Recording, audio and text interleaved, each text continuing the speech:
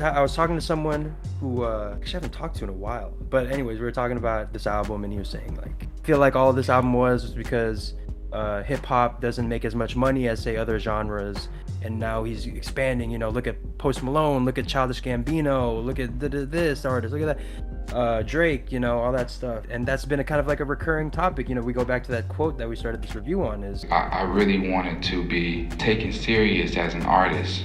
You know, not just some SoundCloud rapper, not some mumble rapper, not some guy that just made one hit. You know, I wanted to be really taken serious because, you know, I respect all walks of music. So there's a lot of different discussions to be had, but first of all, I want to get your thoughts on that. Is like, this doesn't strike me as an album that was made with monetary kind of rationale, you know, for purposes like that, to make money, you know? Yeah. Like, this feels the opposite of that. Yeah, This it is does. not gonna, yeah. It does feel the opposite. I don't know who that was who said that, but rap is like the biggest genre in the world. It's surpassed rock and roll, you know, surpassed pop. Like, I don't know what they're saying, that there's no money in hip hop anymore. Like, It is the new rock and roll, for being honest. yeah. In fact, this probably is a huge risk for Yachty, knowing that he's not going to deliver what his fans expect him to deliver, which is rap music. I don't think it has anything to do with like thinking that he's better than rap, which goes into That's another big discussion. yeah, which goes into another aspect that people on Twitter, this one guy on Twitter talked about how he thought it wasn't cool that Yachty was saying how he wants to be known more than just a rapper, and he wants to be taken seriously as an artist. And he was kind of bringing up like, why is it that every time an artist dives into something new, it's always like rap always has to take the flack for it being like not true artistry? Which I can totally see why they would say that, because just you could obviously spin it that way. But what I think Yachty was trying to say was he didn't want to be a SoundCloud or mumble rapper anymore, you know. And in my opinion, I think those are probably the lowest tier of rap, you know. Like, I'm not saying that there's incredible people on SoundCloud and on that underground scene. In fact, a lot of the SoundCloud rappers like from that SoundCloud era influence today's rap for sure. Right. But the only reason Yachty had to say that is because of that negative connotation that was placed by the genre itself. Rap always talks shit about mumble rappers, about you know, SoundCloud rappers and other people from other genres too. They're always the butt of the joke. And so I think what he was trying to say was like, I want to show you what my taste is, you know, in music, and how it's expanded and it's good and it's different, and I have something to offer with this new found love for, in this case, psychedelic rock. That conversation got me thinking about all the other artists that I feel like have expanded beyond, you know, hip hop. It's always case by case, but I think if you look at some of the examples, you know, the first thing that came to my mind when I thought of this album was, oh, okay, he's doing his kind of like Childish Gambino type thing, where he's like, you know what, I want to change the narrative of myself. Yeah. And what Gambino did, you know, and it's funny that we're going to talk about Pitchfork in a second. That's when he put out Because of the Internet. Then he does another lane switch and does Awaken My Love, you know. And I think of another artist. Who's the other artist I was thinking of? Tyler, the Creator with Igor. Oh, Tyler, the Creator with Igor, the patron saint of this podcast, The Weeknd, you know, with R&B, you know, like there's a very interesting discussion to be had about, you know, is The Weeknd a pop artist, all that stuff. And we've kind of like graduated to the point where we're like, no, he's a pop artist. He uses R&B elements to make whatever you describe what he makes now. It's always a conversation. It's always going to be a sticking point. And I feel like that narrative is going to kind of age terribly as time goes on. Not the narrative, but the take of like, oh, he's just disrespecting hip hop, because, you know, I think as time goes on, those feelings kind of subside a little bit, and we just start to respect like, okay, he experimented, he tried something new, and maybe the next album he'll kind of combine a hybrid of all that stuff. Ideally, what is an artist to do but, you know, express themselves, what they like, again, their taste. Again, Bruno Mars, right? You know, look at that switch between doo-wops and hooligans into an orthodox jukebox. He starts to really find a sound. I think it's just really interesting that the most controversial ones are always hip hop and rap. Right. Like when you're kind of expanding beyond that, I think part of that has to do with like race. Like, for example, like people have mentioned this song is it's H&M music, and that has a connotation of like it's white people music, it's white girl music. You know, I think it's just kind of reductive to say that, you know, because Yeah. it's not just that, it's also just super dense. He gives it his all. Yeah. He does what he needs to do on this album. So Yeah. just real quick, another artist that we mentioned before, that the person I was talking to mentioned before, was Post Malone. And that to me is an artist that is jumping from different genre to genre for the money. You know, you Yes. think about, how did he get put on? White Iverson, Right.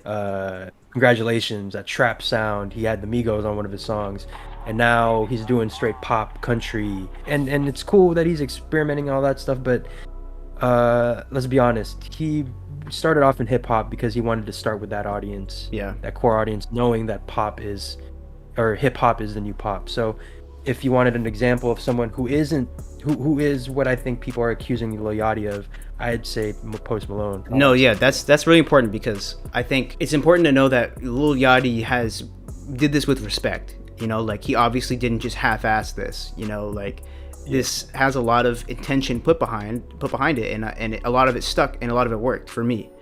But what that kind of brings up is how people get really, like, gatekeepy when an artist moves into a new genre. The people who are obsessed and love that genre start to tear it down for what it's worth. I personally hate people who do that. I hate people who just say, oh, why, it seems like every kid in the last decade is only listening to Tame Impala. That's all they know is psychedelic rock. This album is derivative of this album that did it way better at this age and this year. Like, it's derivative of this. Oh, this artist did this same exact idea better like 20 years ago. Like, blah, blah, blah, blah, blah. Like, I'm gonna be real, bro. We do not care. Like, we don't care. Like, that was then, this is now. Music will always, like, everything has already been done, you know? And so who's it to say Lil Yachty can't do it? Because you know what, he already did, and it sounds good. Like, and it would fit right into a psychedelic heads playlist perfectly. But what that brought up was this thought that I had randomly. It was like in the middle of the night. I was just thinking about shit. I was reading a bunch It of was the 2 a.m. It was 2 a.m. You were sleeping, and then you went Yeah. thoughts. I was like, but yeah, it got me thinking, like, I feel like people are mad that, like, the fact that kids who do only listen to trap, who expected a trap album and only listen to Lil Yachty, Lil Durk, Young Thug, all of them, and they have this new album that's completely different, that's like very Tame Impala or whatever you want to call it, like psychedelic rock. They just hate that those are the those are the people, those are the kids who are discovering this, because this was their coveted genre. They have their coveted albums that nobody talks about, that they can just put on a pedestal and hang over people and be like, oh, like, you love psychedelic rock, like, name the last 5 fucking Grateful Dead albums, like, whatever. People just love to gatekeep genres and then spam them with this just niche aspects about the topic to belittle people and to force their own opinions on people, and they make wild, crazy generalizations, and they take any point to do that. And so all these people came out from the woodwork when they saw Lil Yachty, especially with a rapper with Lil in his name. Like, everybody already has their connotation, like, about, like, oh, it's Lil Baby, like, Lil whatever. It's like, oh, some kid named Lil Yachty who thinks he has the chops to make psychedelic rock just made a rock album.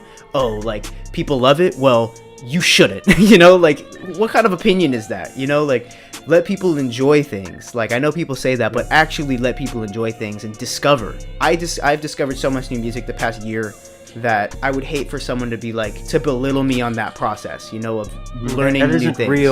That isn't the real version of that genre. Right. Whatever point you get into it, eventually you're gonna find all the good shit. It's like, right. Like with me with like early 2000s stuff. I started with very simple, like, everybody talks about Lauryn Hill, but I love Lauryn Hill, and that got me into this huge genre of music. I listened to Bad Bad Not Good. People say maybe that's pretty surface level commercial jazz, funk, whatever, but it got me to dive deeper into the genre. And so I think a lot of people just love to gatekeep and love to be like, this isn't good, this isn't art, this isn't psychedelic rock, whatever, y'all don't know. And it just is this really toxic way of looking at the different genres of music. And so I think it's just a crazy aspect about that always pops up when artists jump ship to a different genre. And of course, you know, Yachty had to say, like, you know, I don't want to be taken seriously as a rapper. I'm not just a rapper. And hip hop heads, they hate those words. But he's just an artist. Like, he does. You can't put someone in a box, you know, like, if they don't want to be. So when he says that, he's just like, I want to be more than just a rapper. I want to be an artist that can do anything. And right now, what's speaking to me is psychedelic rock. And here's my influences, and I'm gonna wear them on my sleeve and do something different. And everybody gets up in arms. So just a couple thoughts out there, like just some feelings I had towards just everybody who talk shit about the album and talk shit about people who like the album. I feel like a lot of it is coming from a place of entitlement, in my opinion.